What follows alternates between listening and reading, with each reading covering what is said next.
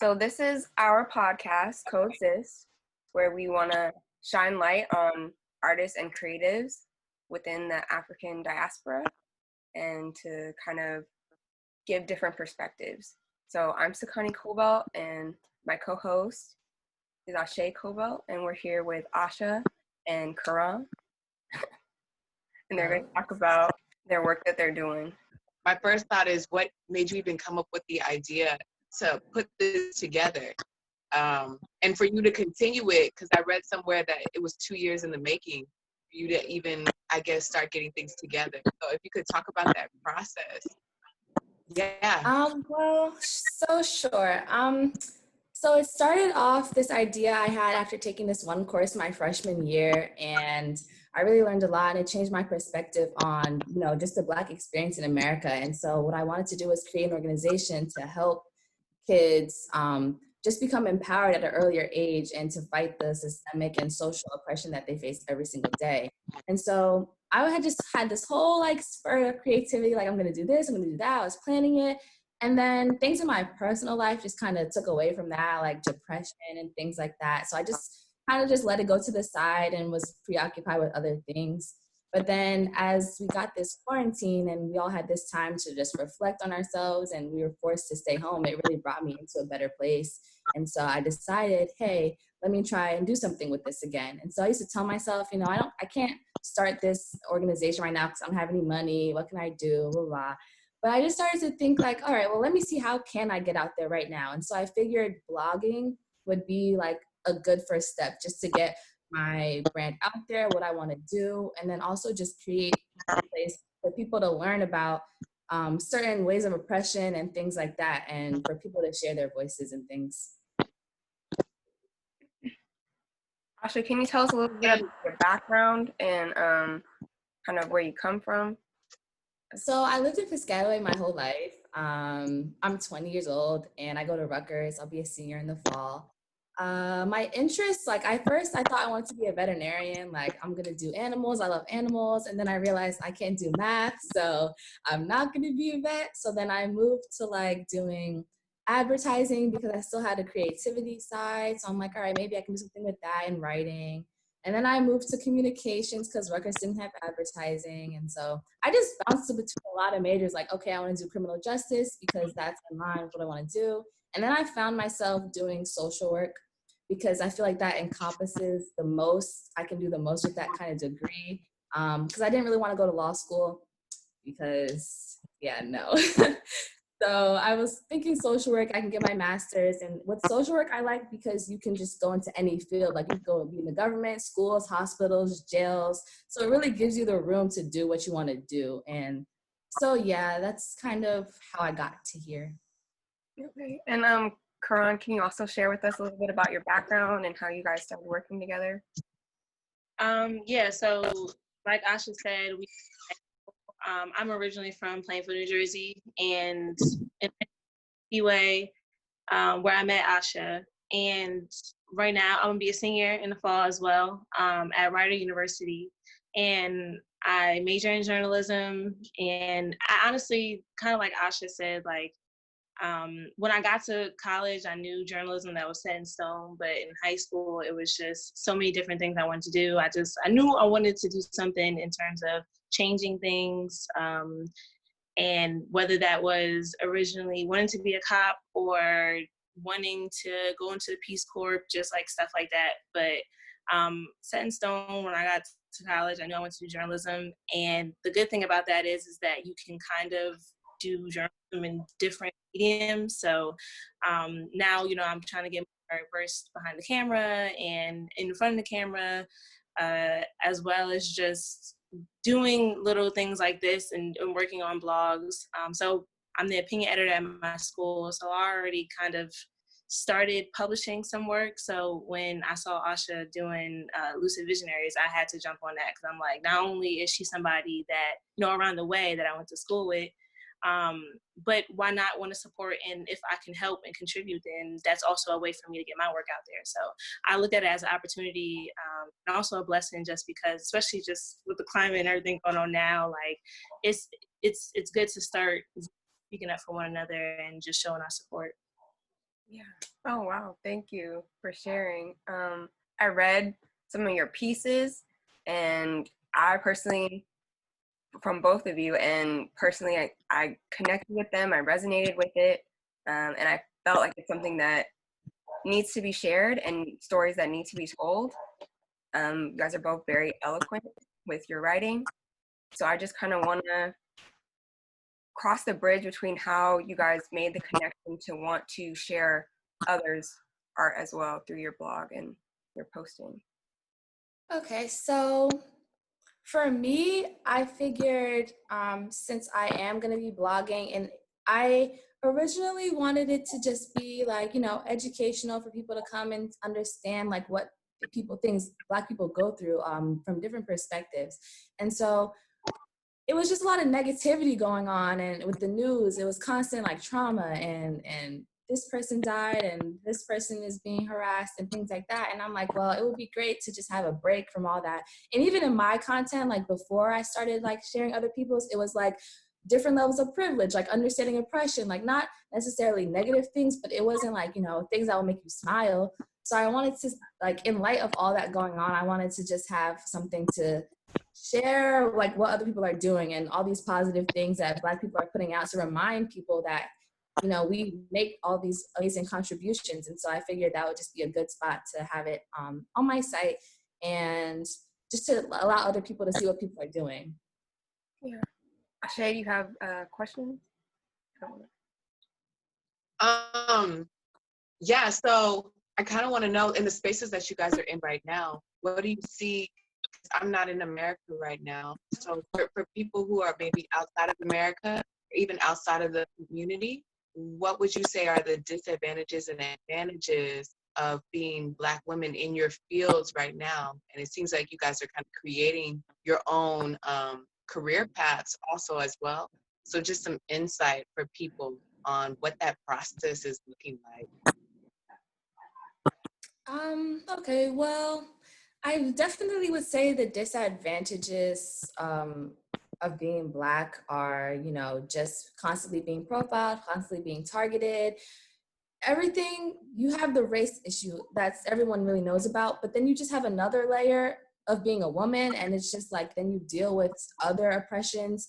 And so it's like really hard, I feel like, for Black women, especially in these types of movements, because we do a lot of the groundwork. Like, I'm not even talking about me specifically, I'm just talking about Black women in general. Like, we do lead a lot of the movements, and like we come up with a lot of the ideas and things like that, yet you still find yourself not getting the same attention or recognition when things go wrong against Black women, when things, evils happen. You don't get the same energy as George Floyd for like Breonna Taylor or Sandra Bland. Like, you do get it, but just not to the same extent. And I think that's just because we don't realize how hard it is to not only just be Black, but also be a woman, and all that comes with it. Yeah. True. Qur'an, do you have on that same question? Yeah, I think, and exactly what Asha said, like, and I think that's why these blogs are really important, because when that's all you see, and when that's all your life is consumed, like that's all you're consuming, especially now that we've just been enclosed inside, like, we need things like this. We need outlets in order to express those grievances. But what Asha is doing here with her blog is also expressing the other side to the movement, the other side of change, and it's also expressing, and that's getting all these feelings out, whether you draw, whether you she has people there talking about financial literacy and entrepreneurship, like that. The other side of all this turmoil is also the beauty that comes out of this, you know. And 2020 has just been such an emotional roller coaster, I think, for everybody. And it's almost like a rebirth of just art and expression, and and that's why I think, like, I gravitated towards this blog so much, is because as a writer, like, there's times where I don't feel like producing, there's times where I don't feel like creating, where it becomes actually exhausting to do that. Especially, it's also the gift of seeing literally all these things going on in our backyard, and also not wanting to write at the same time. Like, I know there's all these things on. I know that's just so many outlets and so many ideas to inspire me, but because you get so down and sometimes so numb to everything, it also takes the drive out of you. So seeing Asha do this made me like, okay, no excuse. Now is the time to use my pen, or all the other things that she on the website. So I think that is kind of what I got out of all of it, and just trying to, how can I say this? Trying the best that I can to do, I guess, my part. And whether that be just the article that I did, then so be it. And I think we're just trying to push, the line as much as we can, just to I don't know, to amend something, whatever, all this that's going on. So. Yeah. Like she said, I think it's really important to show the other side. I think that's what we're doing by posting these things and putting it out there. Like, we're more than just our struggle. And I think that's really about being a Black woman. Like, I've always felt empowered. I've always felt powerful. Like, I have it in me. I know I have it in me. And I think that this time has just allowed us to come together more and support each other and bring that out. And there's always, like, we never give up. So I think that's one of the advantages of being a Black woman. Yeah.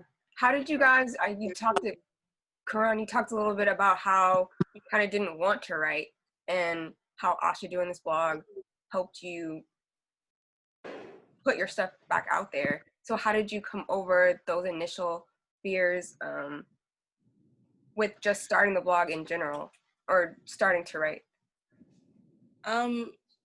And that's a good question, because I got so used to writing in school. I became like a robot, kind of, because it was just literally a machine.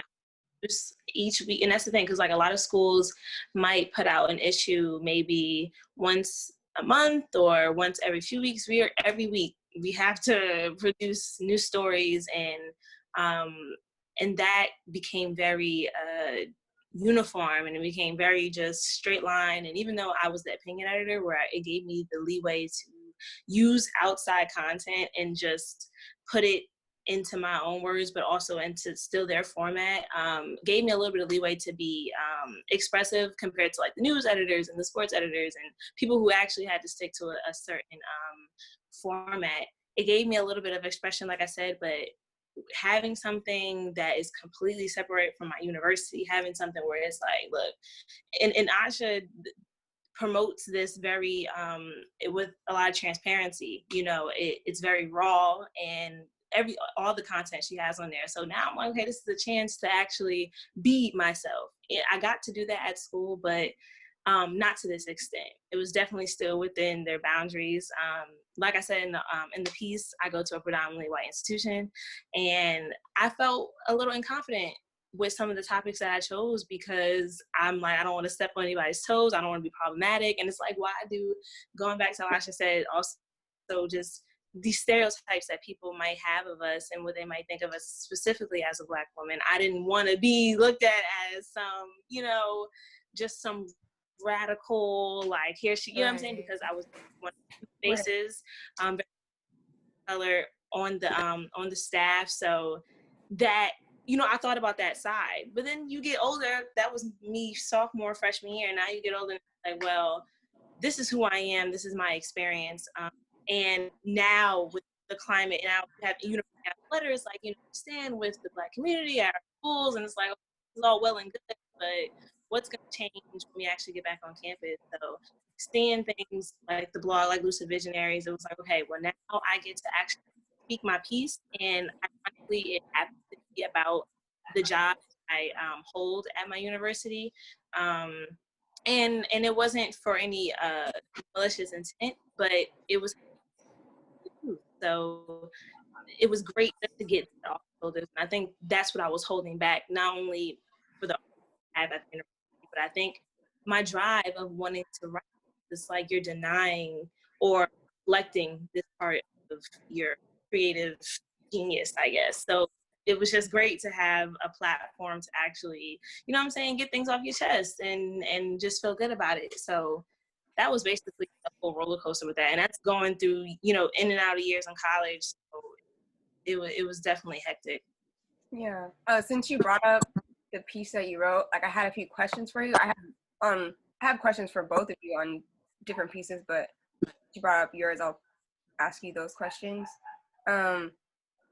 Just, I guess, being in a white space that says they want diversity, but not letting you express your point of view and kind of wanting you to assimilate to what they want you to talk about. How did that kind of make you feel as a writer, and like, how did you like continue to just write pieces that you wanted to write?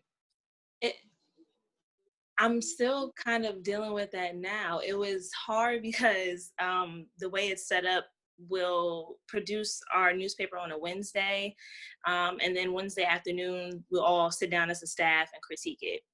So to have my pieces, so, you know, everyone, my pages are 8 and 9, so I'm all the way in the back, and when we finally get to me, I'm just nervous to see what our advisor is going to say. Very nice lady, and very respected in our department.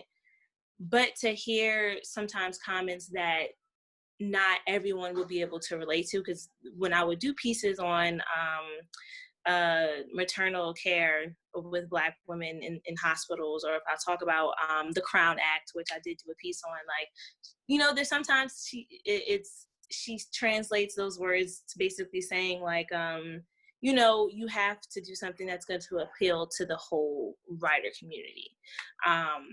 And basically that is the point of my job. You take something worldly that's happening and you relate it back to campus and how it relates to you. So those specific, those 2 topics did relate to a part of the campus that I was a part of. And I think when you see numbers like over 200% of Black women are dying, you know what I'm saying, in hospitals through the maternal care, or malnutrition in maternal care, that's something that affects me. That affects young women. That's I see myself through that. So I am going to write about that. And of course I'm nervous when it's Tuesday night or when it's Monday night and I'm writing these stories. I'm like, they don't know what I'm about to put on paper. And I have to do it anyway. Or when I talk about stuff like the Qu'ran Act and hair discrimination in the workplace and also in schools, you know, that relates to a portion of your community. So how can I not speak about the unrepresented when I am a part of that? When that is, when and how can I sit in this chair as an employee for the university, as a writer, and not use that in my pieces? I don't know how that's even possible. And at first, I don't think I was offended when, you know, comments like those are made, but it kind of hurts my feelings because it's like, I'm part of the community. You know what I'm saying? That is me. This is you guys too. If diversity is such a priority and you guys want to put that to the forefront, that we are so diverse, then these are the grievances, these are the concerns that should concern you as well. So it kind of made me upset, but it made me like, you know what, just for that, I'm gonna keep writing about them. I'm gonna spread it out. I'm gonna try to find things that can relate and translate to everybody, but you're not gonna stop that, you know what I'm saying, whatever flows naturally. So if I see something, if I see a trending topic that might only relate to Black people or Black women or Black girls or Black hair, then that's what I'm gonna do. I'm not gonna feel threatened. Which I don't think they were doing at all, but I don't want to feel also suppressed either. I don't want to feel like that even those micro comments could have made me not want to write at all, could have made me not want to write anything pertaining to my personal life, but it didn't. So I think that was just kind of like, you know, swallowing my pride and just saying, well, excuse me, and just saying, well, regardless of how they may feel, this is how I feel. And they haven't said anything about it since. So I just keep doing what I know to do. That's wow. Yeah. And oh, go on, honey. No. Go, Shay. I just saw, you know, when I was reading your piece about you working in at your job on campus, what surprised you most going from a Black environment to a white environment like that? The transition, you know? It was a culture shock, because even going to Piscataway High School, that was a shift. And Piscataway is very diverse. Like when I got to high school, I'm like, wow, I have class with Egyptians and Filipinos and just these just mix of just all, and I wasn't used to that. My K through 8th grade, it was Black and Hispanic kids, and that's all I knew. And when you finally step outside of that, you realize, what is your place in society now? You know what I'm saying? Like, and I don't know why I was 15 thinking these thoughts, but it was just like, you know, I am no longer common, if that makes sense. We was, but it was like, when it was only two, if it was only Black and Spanish, it was weird to see yourself with other minorities, or see yourself with other white people, because it was just like, I'm not used to you. And it was a surprise. So to go to Rider and to be, especially my freshman year, when it was maybe like 56% white, I'm like, wow. And classrooms, it was just, I don't know. And I got defensive. No one gave me a hard time. No one even remotely made me feel different, but it was just like, I know I am.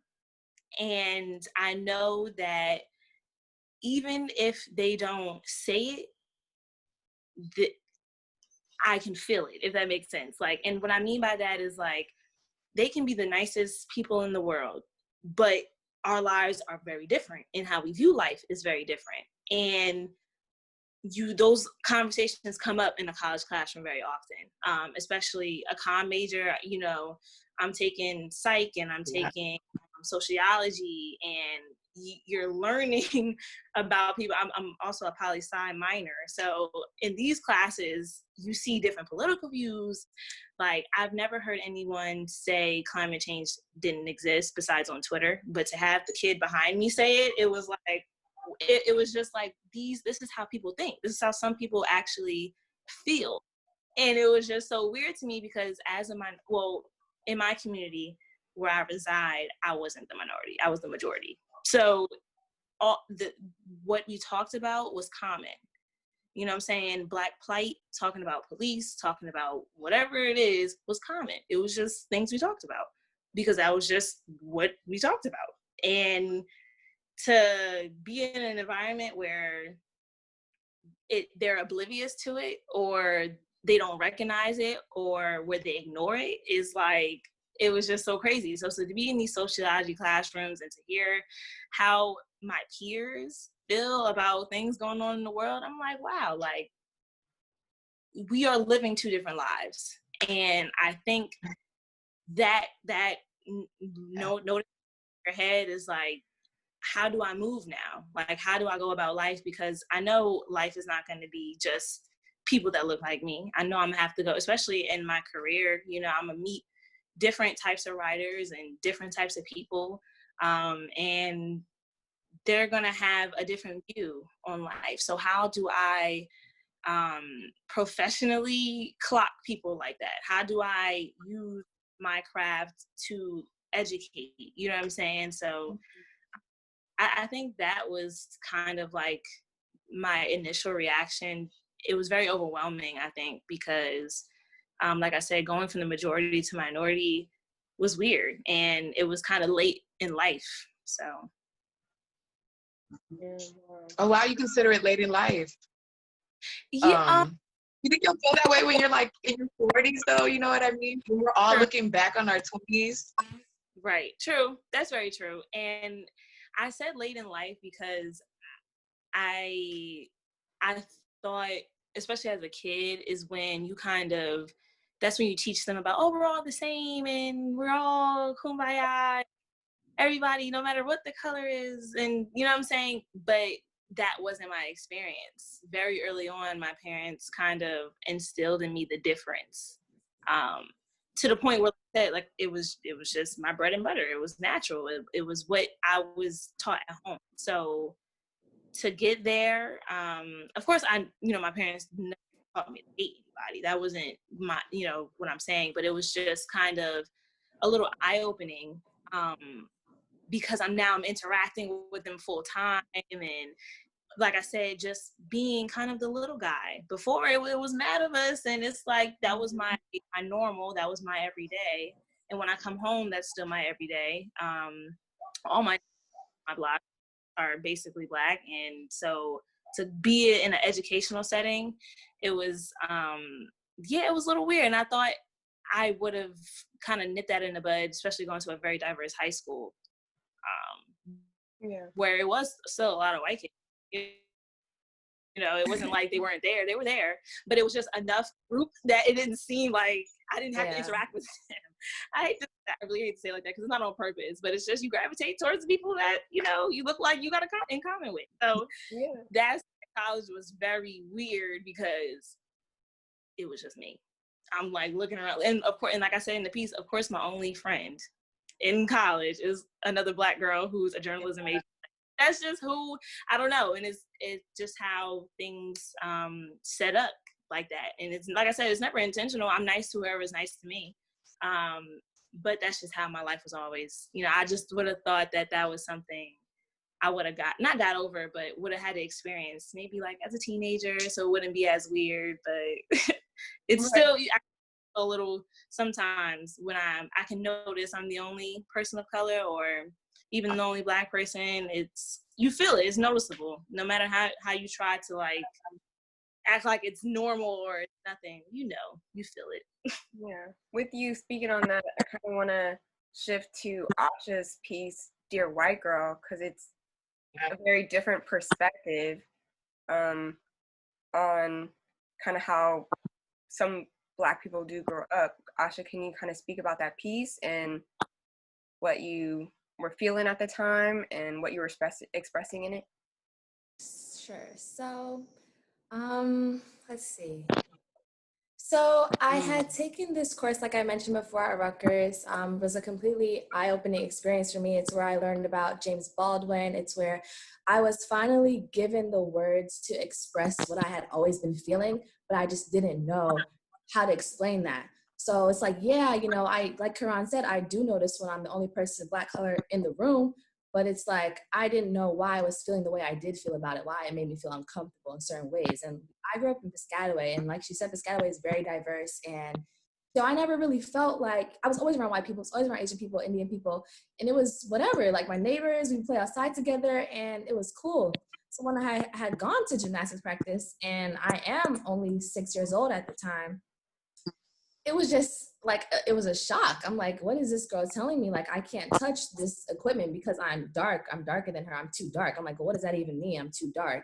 And so after that moment, it just completely changed who I was and how I looked at myself, because I'm like, well, here this person is telling me like I'm too dark. I'm like, what does that mean? I just started to feel very ugly and like this discontentment with my skin and who I was. And then you notice from that moment, I just noticed how it would go on. And like through middle school, people would ask me like, why are you so dark? And I'm like, these are my friends. I'm like, I don't know, like, this is how I am. And it would just make me feel shame.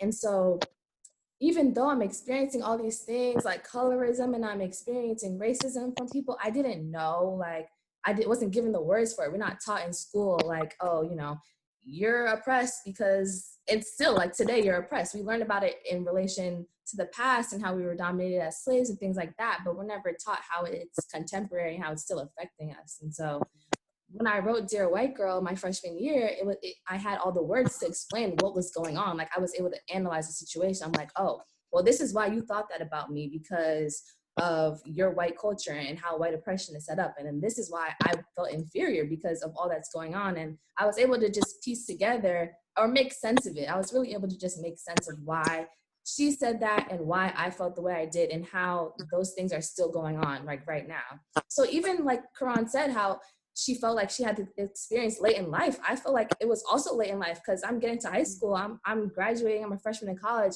and it's just now that I'm waking up and realizing like, hey, this is going on. This is what Black people are experiencing all across the world, and we're never educated on it. And so that moment for me, that was my shock. It was just like, wow, like I've got to wake up, like I've got to do something about this, because it is presented to us in a very natural way. Like this is just a natural way of things. But then you realize the more you learn, it's not. And like these things can be changed. It's just the people in power do not want them to change. So it was really just realizing that. And yeah. Yeah. I think a little bit, like it was a comment. It wasn't on your piece, but it was on Qu'ran's, and that kind of like the life's not fair. You have to get over it. You know, you have to strive through. And I think personally, it's not something that we should have to experience. And it is something that we have to change. And so I'm also glad that you kind of have that perspective, and you're doing something actively about it within, you know, speaking your truth. And if that, like, with that, like, you know,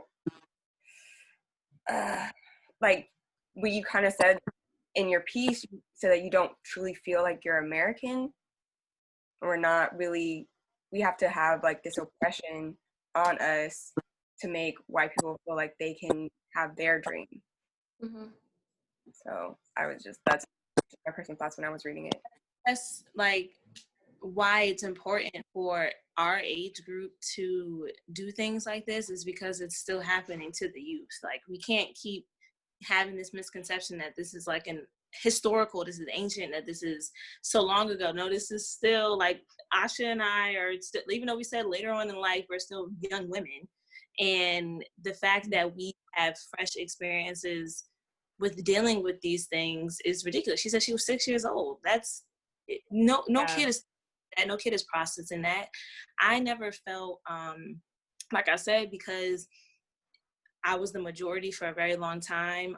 My parents had to educate me on what the outside world was. So I was 11, 12 until they started taking me to museums, and we started learning about certain things. And but that's just that is that we still have to teach the younger kids. We still have to tell the youth that these are the things that's going on. And it wasn't until I was 18, 19 until I actually like experienced like some like discrimination and prejudice, like to my face, like physically. Mm-hmm. Before, it was literally all I read and all I knew. So, you know, even though, like we said, it was pretty much later on in life, we're still very much young.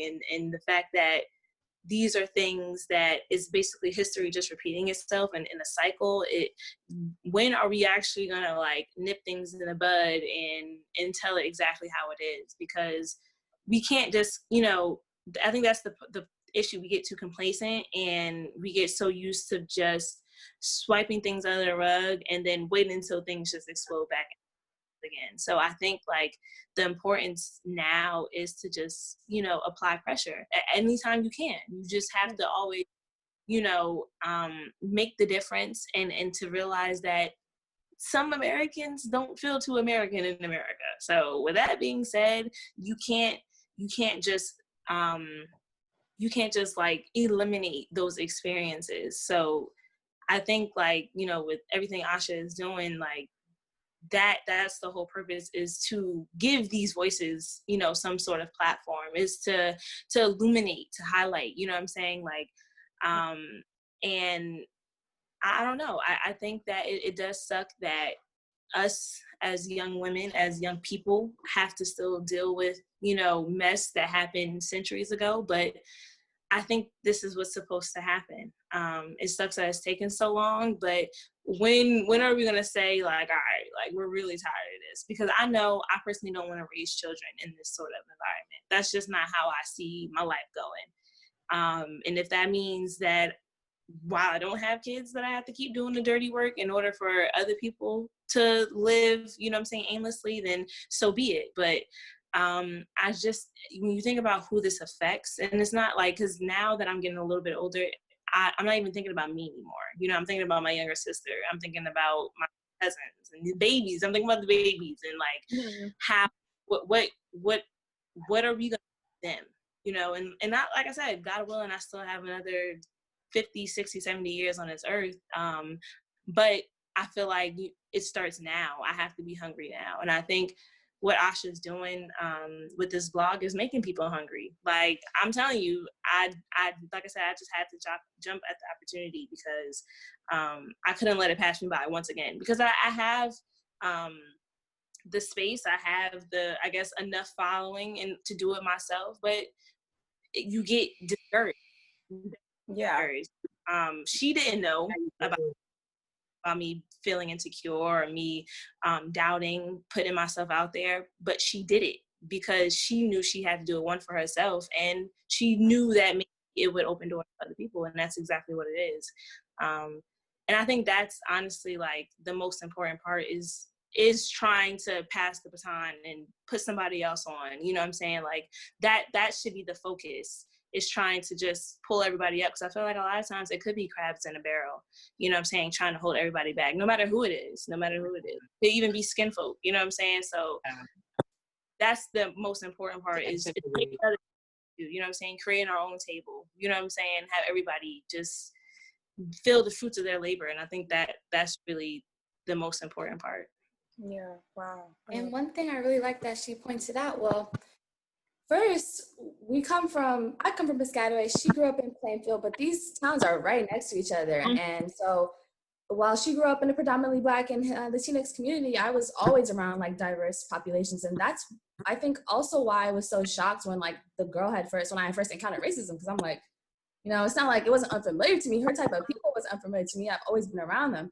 But you see, still, we both come full circle back to this spot, and we're in college now, and we realize what's going on. And so one of the things I really want to do is give people the words earlier, give them the knowledge that they need to know how to think for themselves. Because a lot of the times in our education system, we're just taught what to think, we're taught what to think about ourselves, what to think about society, to just accept it and be complacent. And that's how the education system is designed, specifically to keep us indoctrinated. And so that's why I think not just allowing, but giving people their voices, like giving them back their voices, like from a country that has taken them from them. And so I want to educate the youth and tell them about the Black experience sooner, because I feel like the sooner you know, the better. So it won't be as much a shock as it was for me and Q when we got to college and we're like, oh, you know, we have to figure it ourselves. But if education starts sooner, the better off the Black population will be. And I even think of it in terms of a lot of Black people don't go to college. A lot of Black people don't even go to high schools or places that give them good education, period. So it's like, well, how many people are living their entire lives just oppressed and not even being awake and not even knowing what's really going on around them and how it's operating? And so it's a privilege, like me and Qu'ran, we're all privileged to be able to have gone to school and learn about these things. And so now I feel like it's our time, like we have to give back, you know. It's not about trying to get a seat at the table, but learning that we should build our own table, because we're never going to have a seat. And I think the earlier people start realizing that, the better off we all will be. Yeah. Wow. Like, I feel like you guys are talking about you experienced it later on in life, and growing up in California, people really perceive that it's a very democratic state and racism doesn't exist here, but it truly does. I know I was in elementary school, and it was like actually with white and Latino girls receiving hate, and even from Black girls, because I am lighter skinned, that I'm really not a part of any group. But so, and kind of having to go through that and kind of realizing that there wasn't a space for me, you know? And going all the way to the East Coast for school, I went to Rutgers to have that experience of being a part of a community. So that is like, it is a truly a Black experience, sometimes being felt like you are not within the whole, like you're not a part of this. And I think that's also why me and my sister kind of haven't really been a part of institutions after we graduated. I know, at least for me, like I haven't really taken on like a corporate or major position, because I'm like, I don't want to play your game. Asha, do you have any comments or questions? Yeah, like honestly, I felt like crying reading the white girl piece. It really took me back to that spot when you're a kid and you just feel so vulnerable, you know? And Oh God, I hope I don't cry now. Oh my gosh. But and even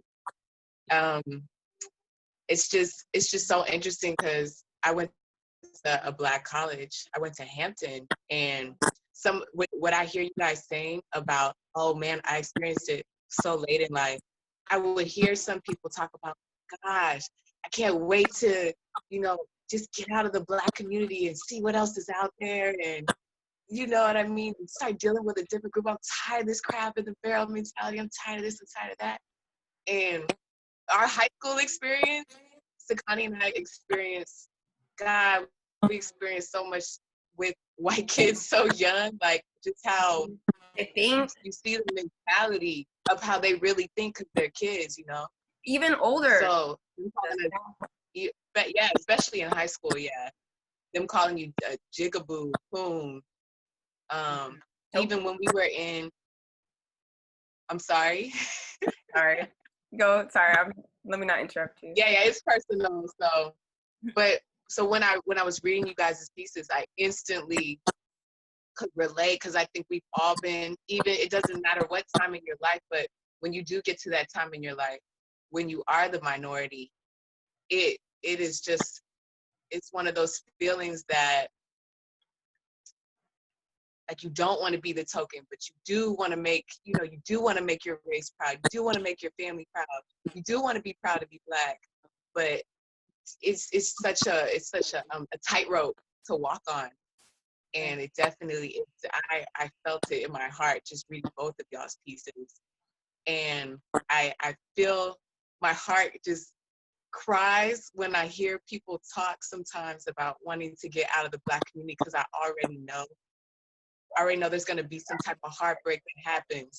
Because it happened to my mom. She didn't get into a really wide space until she was college and older. And just seeing my mom through the discrimination that she went through, parents telling her to go back to Africa and just all that stuff as an adult, and seeing that as a kid too,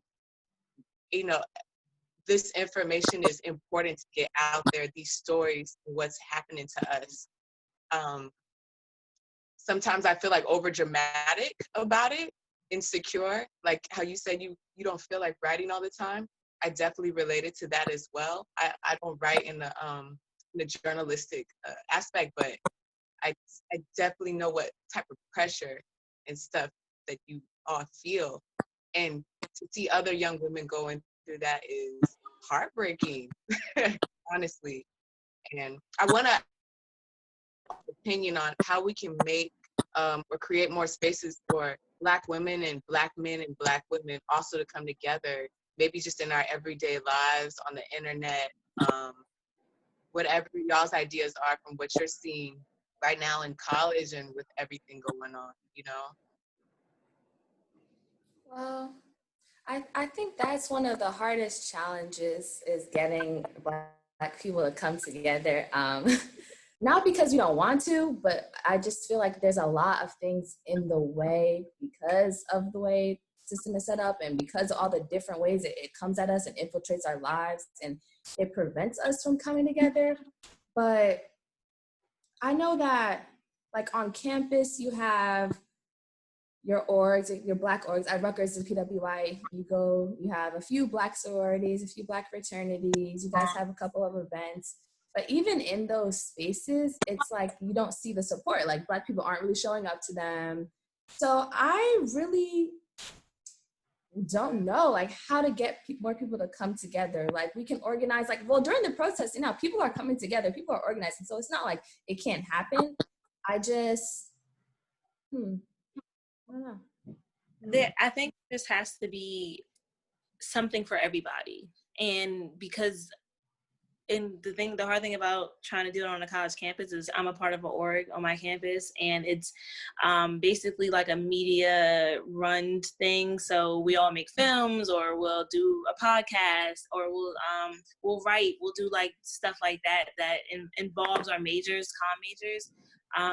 But that also kind of just singles out a specific group. So when we do these big events, it's be big, we don't get support because a lot of people aren't really turned on by more academic stuff after you're done with classes. So like, that's kind of, I think, the hard part of reaching other students, is because they don't want to have to think or work.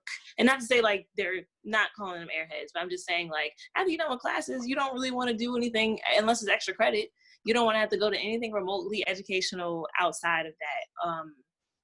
So I think that's also the hard part. So maybe finding different mediums, different specific outlets that can relate to everybody. So we don't all have to be in the same building necessarily or the same place, but just have them all going on continuously. Maybe not even simultaneously, just having something that is a safe space to create. It's hard to do that. It's hard to make one organization that can like do all those things at once, that can interest everybody. And that's the hard thing, and I mentioned in my piece, is that we're just so versatile.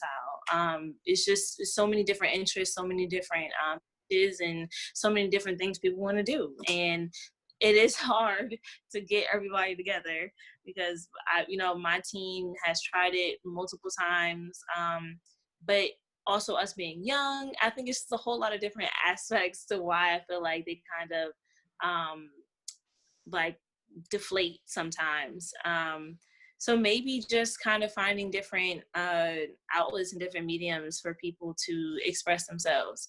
And I'm gonna always keep plugging Lucid Visionaries, because I feel like that's what you're doing. Like, you have different, that's the whole purpose, is to just have different types of Black people, different types of expression, different experiences. That's the point. So to do that on the college campus, it's hard. It's easier to do it virtually. You know what I'm saying? People can interact in their own time. So that's what makes this generation so special, is because we are interacting through social media. It is some type of unity. We're having these conversations, at least. I think that's the most important part. Even if we're disagreeing on a lot of things, I think talking about it and dismantling it is the first step. And it's going to be the longest step and the hardest step. So how to do that on the college campus, no clue. But I think it should start with maybe highlighting the differences within the community, because the whole diaspora, you can have people who are Black but also identify as Latinx. So if we do certain things like the plight in Black America, there might be some people who can't necessarily relate to that because of their environment. I interact with a lot of Black kids who don't understand the quote unquote struggle at all. You know what I'm saying? But should they be excluded? Depends on how they think, depending, you know what I'm saying? Like if they're really for trying to at least, understand that part of it. If they're not, then good riddance. But if they actually, if their first experience of being with a whole bunch of people that look like them might be at a HBCU, there's a lot of kids who come from predominantly white places and then go to HBCUs for that experience. And if it takes that long, then so be it. And there's some people that they do that to resonate more with that part that they were lacking, or they feel like they were lacking. So I think it is basically trying to be inclusive as possible, because that's the irony of it all. We've been so excluded from everything. I think the purpose is to flip it on its head and invite everyone in, at least starting with us first. You know what I'm saying? Because we are so diverse within our own. So how can we relate? Yeah. Translate every experience, being respectful and appropriate at the same time. Yeah. And I think by allowing everyone to share their different experiences and uniting in that manner, you start to realize how, it's just a common enemy. No matter what type of experience you have, there's one common enemy, and that's oppression. And as a Black person, that can become through white oppression. It's not just Black and white, there's gender oppression, there's all these different types of classism, everything like that. But realizing that the common enemy is oppression, and then how to go against that. And so I think by also having a space just for people to come and express themselves, whether virtually or in person, in any types of way, in different facets, would be very beneficial. And I think it's necessary. And even in past the blog, what I want to do is in communities, have a safe space, have community centers where people can go and they can harness these talents and these skills and talk about these experiences. Because at the end of the day, if you're not ever able to talk about it or get it off your chest, or really know what's going on mentally, how this is so much of a mental game as well as it is physical, then you're not really going to progress. So I think by educating people and empowering them to understanding what's going on in their situations, like with education, and liberating the mind is just as important, and it's just as necessary for unity, because if we can't see, you know, all these different ways that we're being blocked mentally and not being able to move forward, then we're not ever going to be able to come together. So I think it just starts with empowering Black people and educating them on, you know, because we all have our experiences, different experiences being Black in America, but it all comes down to like how we're living in oppression and like in being dominated by whiteness. So I think realizing that is the first step, and realizing that this isn't natural and this isn't the way things are, and that we can do something about it will bring people together.